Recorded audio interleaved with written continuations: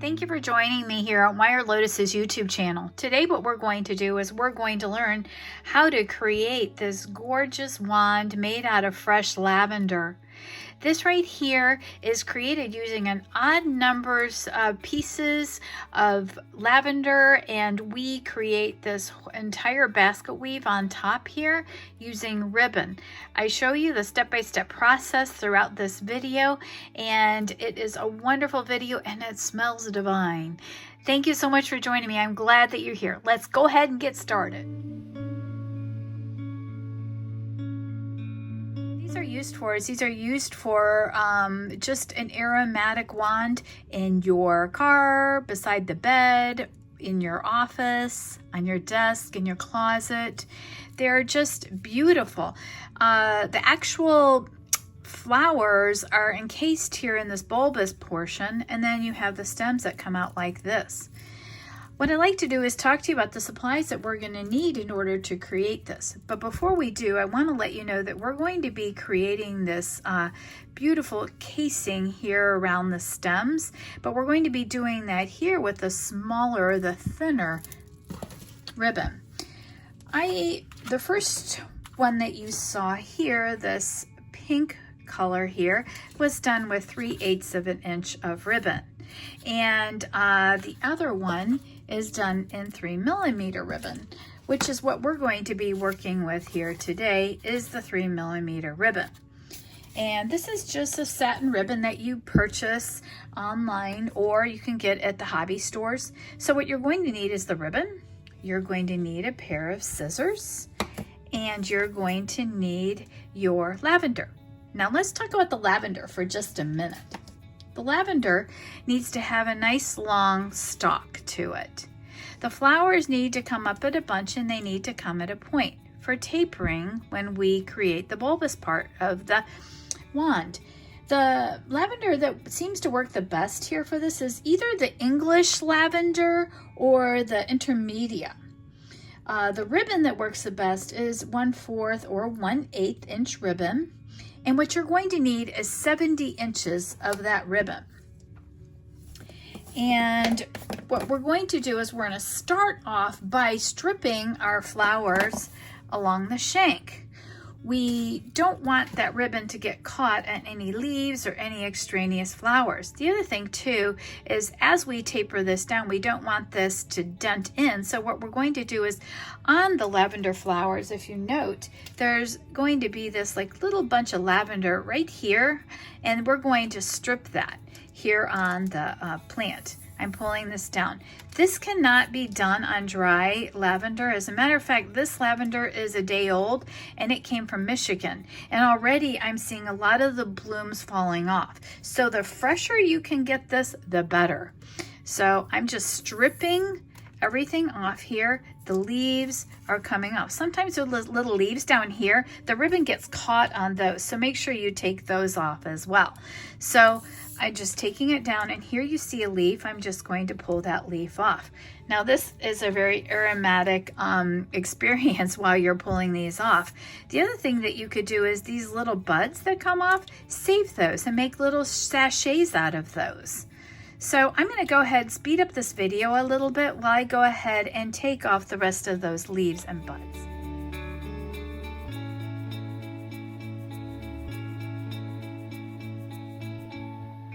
One thing that I'd like to tell you is that the lavender stalks that we use need to be in an odd number.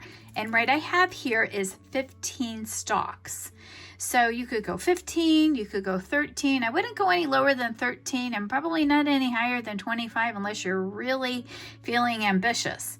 So what I've done here is I've taken that 70 inches of ribbon and I've tied it at the base of your flowers. Notice how I've lined up the flowers so that the base of the flowers all kind of line up here. Now, the interesting part about this is this side right here has a longer ribbon than the other side. So one side's going to have 40 inches and the other's going to have 30 inches.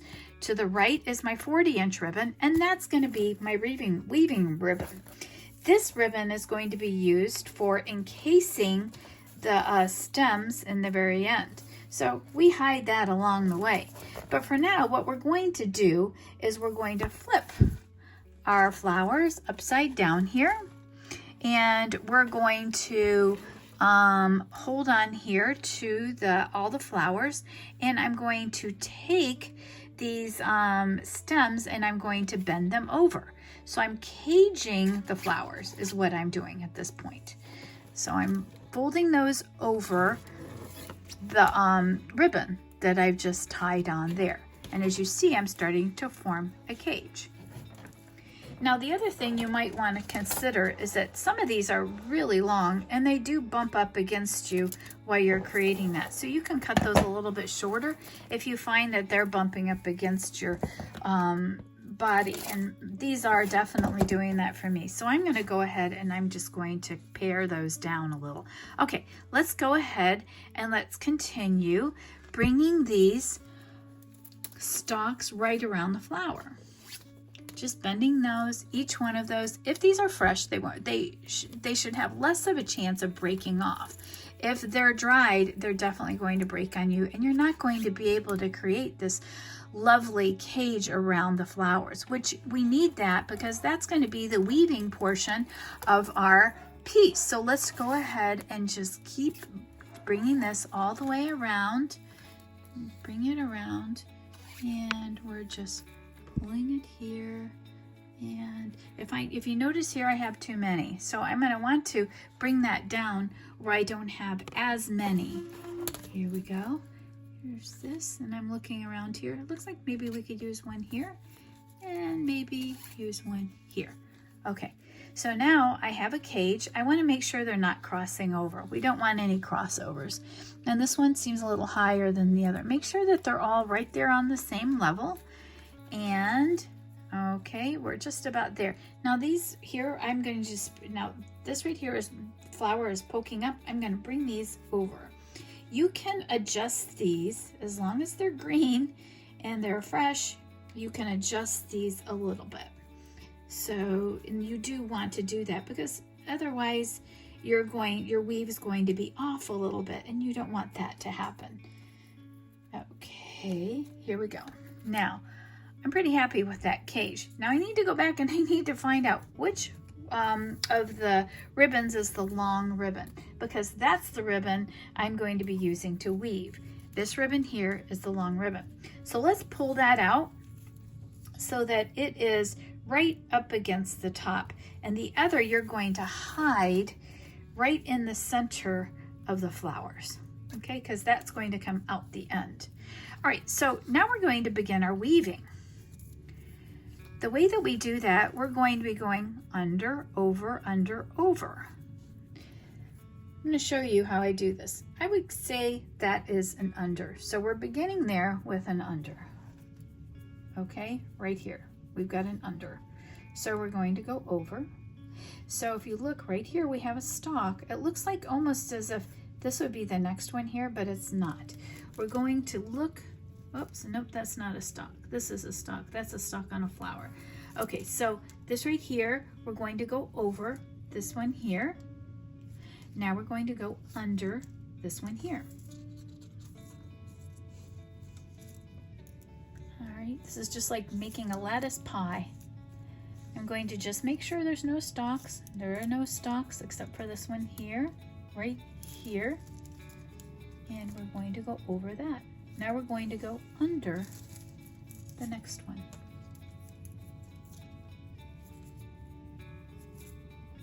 Now we're going to go over, and then we're going to go under. So you're going to continue this over and under, this over and under, all the way down. Now, one thing I do want to point out to you is that your weave needs to be tight, because these flowers do dry over time. And because they dry over time, if your weave is not tight, then what you're going to find is you're going to find that it's going to develop a little bit of airspace, because those dried flowers, they shrink a little bit because they don't have that moisture. Okay, so Let's take a look at what we did previously. What we did previously, we're taking a look here, we're right there, and this one we're here, we did, we're going to take a look at both of these two to see what we did last. And we're going to do just the opposite. Okay, so we just went over that, we went under this, we're going to go over this one here, and we're going to go under this one here. Okay, so you're going to continue going over, under, over, and under. And what I'm going to do is I'm going to go ahead and speed up this video so that we can progress along nicely, and so that you can have a good idea of what's going on, and so you don't have to spend all your time watching me weave this, because the weave does take quite some time. Keep in mind that the first couple of rows are somewhat fiddly. As you're working your ribbon, you're going to want to keep it flat as you can. In the beginning, sometimes that's a little bit challenging. So again, just keep going over, under, over, and under. Now what you're seeing there is you're seeing that secondary ribbon, which we're going to use in order to create the shank of the where the stems are. Okay, so let's go ahead and speed up this video.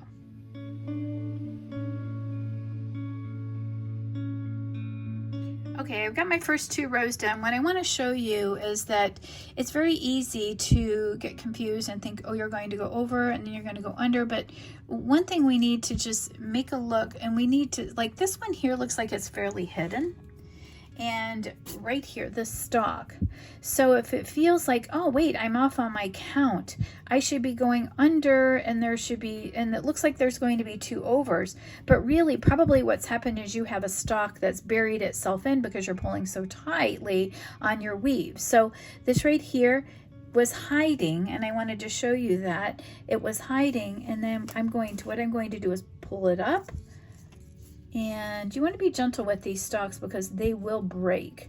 And this has a little flower in the way. We're just going to kind of maneuver that so that that ribbon gets up and over that flower. Okay, there we go. And then we can go ahead and we can proceed with the weave.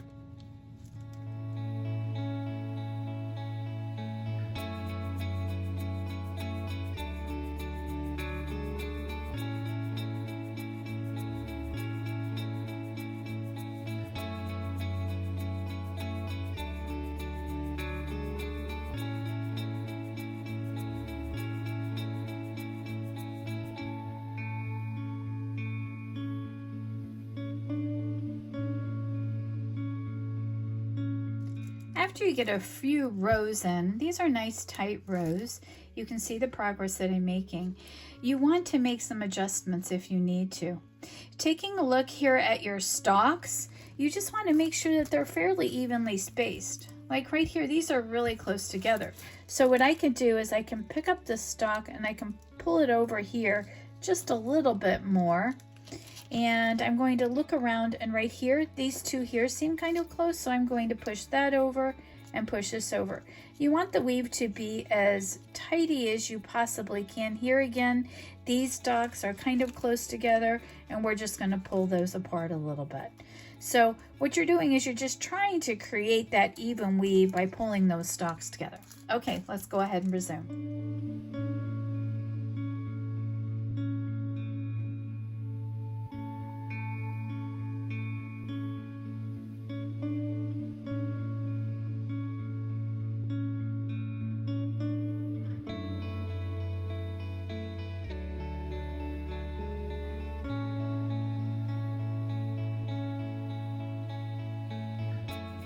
The further that you get down towards the end of where the buds are, the more likely it's going to be that your stalks are going to start hiding in the center because they're becoming more tight and more bunched up.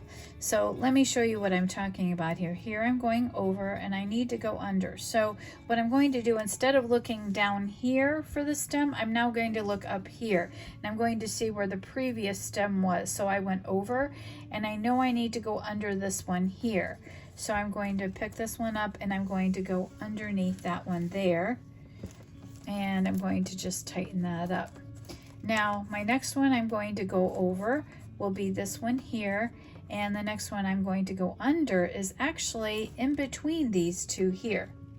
See right there? If I follow the stem up, I can see I need to go under. But if I look down below, it almost looks like it's not even there. Right in here, it just looks like it's not even there because I have these so bunched up. So I have to split these open, and I have to pull this one part out in order to go under. You're going to continue to weave this until you have wove all or most of the buds here into your pretty little wand.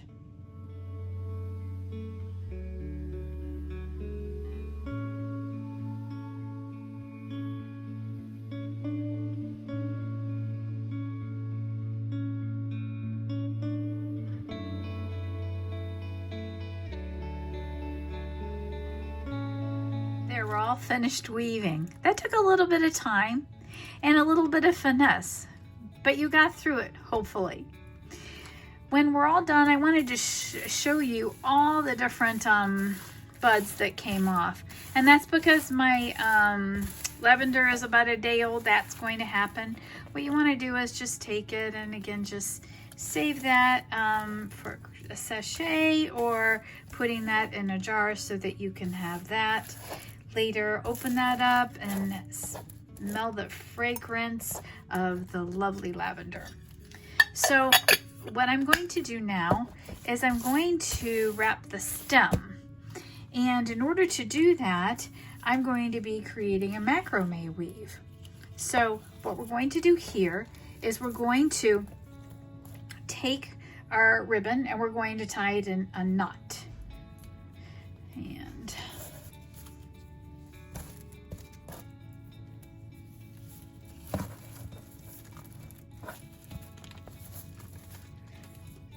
And then the next thing we're going to do is we're going to do our macrame weave. Okay, there's our knot. So the next thing will be that macrame weave. I have my right ribbon over here and I have my left ribbon over here. So you see that ribbon that we saved going down the middle, that now became the other side of that knot, whereas this was the weaving ribbon. If I've called it wire along the way, just bear with me because I mainly deal with weaving wire. So what we're going to do is we're going to consider this the left side and this the right side. Anytime we start our macrame knot, we're going to be bringing our ribbon over here to the right side and on top. We're going to be bringing the right side of the ribbon over that left side of the ribbon, and we're going to go behind the stems and we're going to pull it up through that hole that we had made. Don't worry, I'm going to give you a second just to kind of catch up and see where we're at. Now what we're going to do is we're going to pull that. That's a half of a macrame knot. We're going to do the other half a little bit differently. And this is always what we do on the right side. The right side, we're going to bring our ribbon instead of in front of the stems, we're bringing our ribbon in the back. And we're going to drop the left side of the ribbon behind. And we're going to bring it in front and we're going to thread it into the loop. So there we have a full macrame knot. Going to do another one. We're going to, again on the left side, we're going to bring our ribbon in the front. We're going to drop our other side of our ribbon down and we're going to stick it in here in the middle. And we're going to tighten that up. We're going to go to the right side, and the right side we always bring our ribbon to the back and create this kind of half loop here. We're going to drop our ribbon down, and then we're going to drop our ribbon down behind. Very important here, drop it behind. Okay, and then you're going to thread it here in the center. And as you see, that creates kind of that knot. And we're going to pull that tight. Do that one more time, but I'm going to go up close, a little bit more up close so you can really see what I'm doing here. Starting on the left side, we're creating that loop.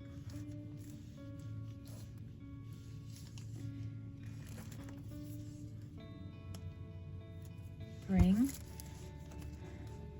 our ribbon down, and then we're going to go behind and through the loop.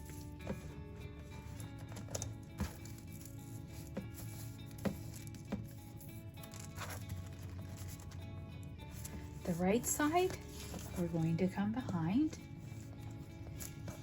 We're going to drop this down here,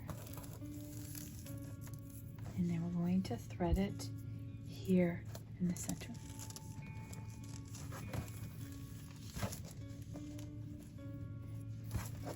I like to do this as long as my ribbon will allow.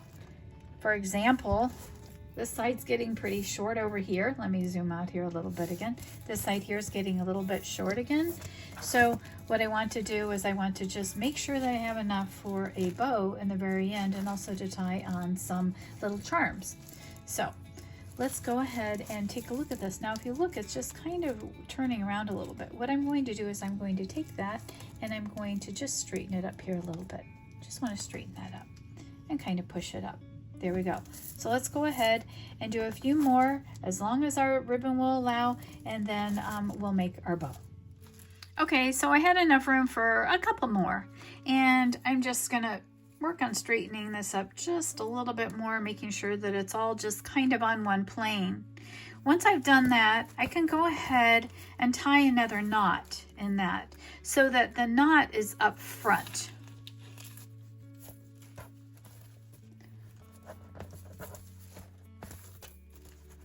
And I want to center that knot as much as I possibly can.